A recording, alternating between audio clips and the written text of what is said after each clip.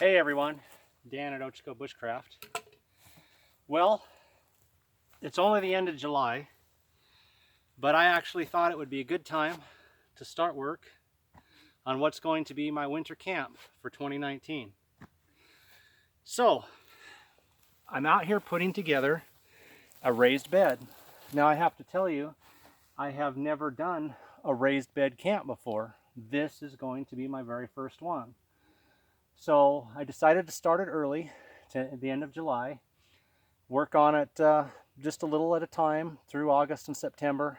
Come October, we'll start getting some winter temperatures, our first rains, possibly even our first snow. We've had snow that early before.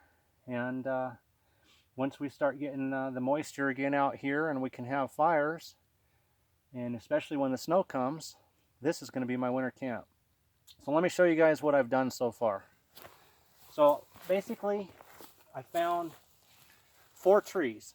I've got 2 trees here behind me and 2 in front, here and here, that I've used basically as a framework for this shelter.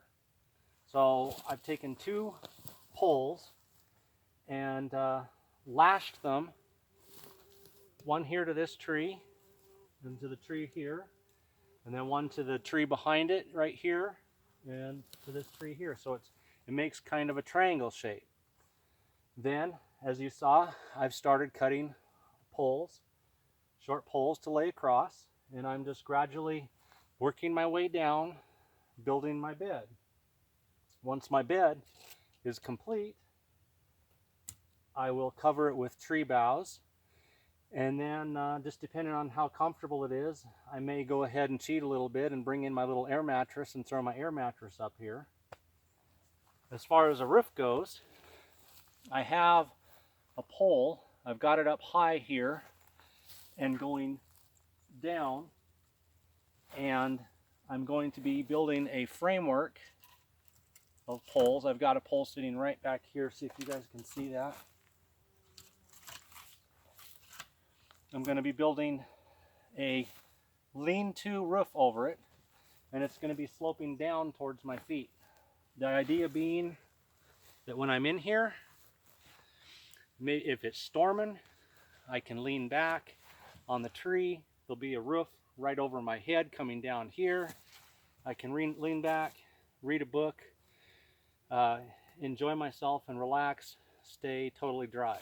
So my lean-to roof will slope down from here.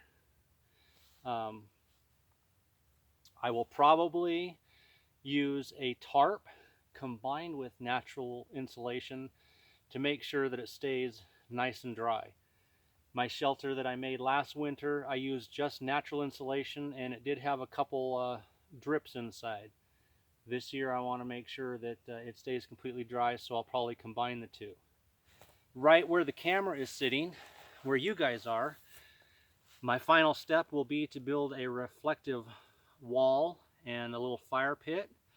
So when I am laying in this bed and I've got my wall behind me to trap heat in here, I can have a reflective fire throwing all the heat in. When hard winter comes, December, January, and we get our 0 temperatures out here, I may experiment a little and try taking a reflective blanket and putting it on the inside. So I did that last winter and it worked fantastic. So it catches the heat, throws the heat back down on front of me, and I'm able to stay warm and dry. So as I said, it's early in the season, it's late July. I'm just working on this little by little. There's a lot of dead wood around here, a lot of dead poles. So I am just, little by little putting together framework for my winter raised bed shelter, and thought I would go ahead and give you guys a view of what I'm doing, and as I add to it and build onto it, keep you up to date. And then winter comes, everything's put together, we'll light our first fire out here, and we'll do it live on camera for you guys to see. So this is Dan at Ochiko Bushcraft. Thanks guys for tuning in, and we'll keep you up to date on the shelter.